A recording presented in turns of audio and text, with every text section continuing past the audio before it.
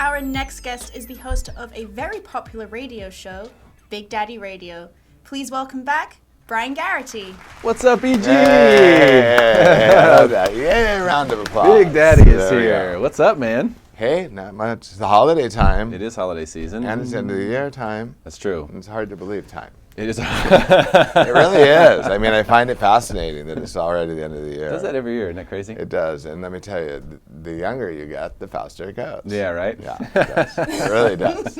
Well, today we wanted to impart on some of your wisdom. Yes. A lot of people have been listening to the radio show recently, as they have been for years now. Big Daddy Radio, BigDaddyRadio.com. Talk about all things pop culture and hot topics that are going on. I want to dip into your vat of knowledge as a realtor in San Diego.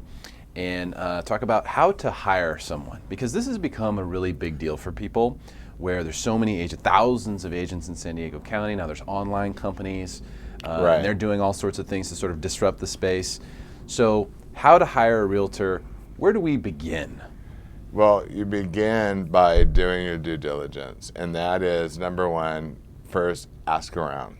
Ask friends, relatives, whomever that you're close to. Do they have a referral of somebody that possibly they've worked with, or somebody that they're comfortable with, because they know, Joe Schmo sold them a house and he's nothing but happy. Look for somebody who's had a good experience with an agent. Start there. That doesn't mean hire there. That means start there. Then maybe you'll gather one or two names. Some people say interview 3. Most people, 67% of people that interview an agent hire the first agent they interview. Is that right? Yeah. So then you've got that 33% of folks that are going to actually look at 3 different people and hire based on what's a good fit. And sometimes, the agent that does the most production is not the best fit. Some people need a lot of hand-holding, and people want to be working with the agent that they hired, not a team member, not an assistant. Period. They want the agent to be the one that's interfacing with them. I don't blame them. You're getting paid good money. That's what I'd want. Well, me too. And that's how I look at it. I treat each of my listings as like a unique business proposition. I don't want anyone to feel that their house that's being sold is treated the same as their next door neighbor's house that's being sold. I always find something unique or a different angle to go in on when listing a house.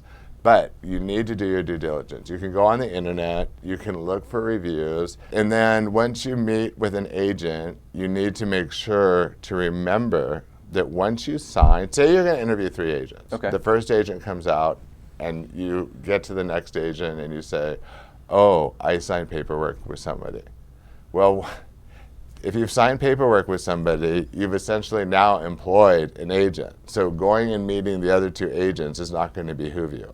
Be very leery of that. Remember, you as the seller are the boss. It's not the other way around. The agent's not the boss. The seller is the employer of this listing. And It's a good way to look at it. They are, though. They are. And I think that a lot of people don't think of themselves that way.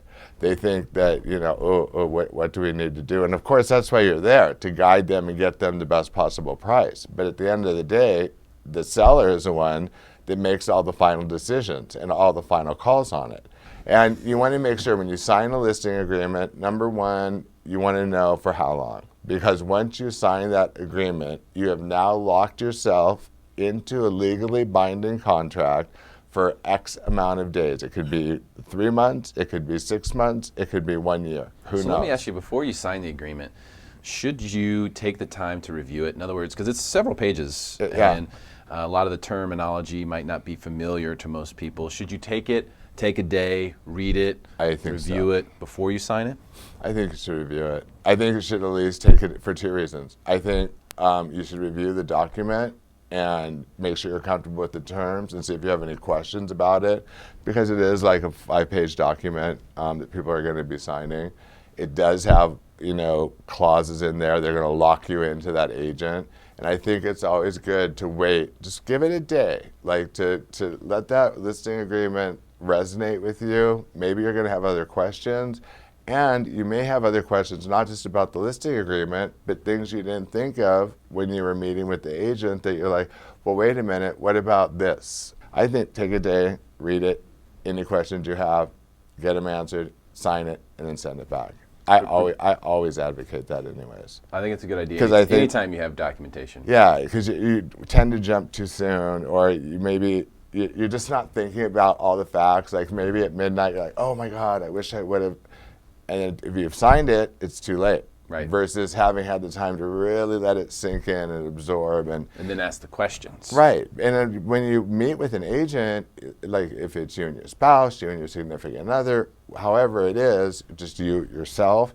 I mean, when it's just you and the agent and you're sitting there are going to be things that aren't going to come up organically. There will be things that you're going to come up with in the evening or that next morning. That's why I always suggest that people wait. I always tell people I'll be here tomorrow. So I'm not going anywhere. Right. Like take this, sit with it. Any questions, call me tonight, call me in the morning, and then we'll go from there. That But sounds like it's good important. advice. Rebecca, do you have a question? Yes, and I don't want to change the subject or anything, but No I'd love worries. to know any updates or upcoming guests you have coming on Big Daddy Radio. We do. We have some good people for Big Daddy Radio after the holidays. Right now we're operating as a View type panel or The Talk or The Chew, all these TV shows that are out there. But we do have a panel that everything that's trending, everything that's on Hot Topics, we tend to follow. We have some good people that are slated to come on. Hopefully we have Juliana Rancic, who used to be an anchor for E! News. Wow. She'll be Yeah. joining us in January. Yeah, I'm excited. So she'll be talking about her breast cancer foundation. So we're in with that. And then we're working on one of the Housewives of Beverly Hills, which is probably like, for people that watch that franchise, it will be a huge hit of a show, I'm sure. But also while I'm on here, speaking of, having done the radio show has opened many doors to different things, and one of them is this grammarch.org, G-R-A-M march.org, and it's a teacher up in LA. Her name's Heather Shockey, and she created this organization because she's an English teacher, does social studies. Kids were turning in papers, and they were writing like they were texting.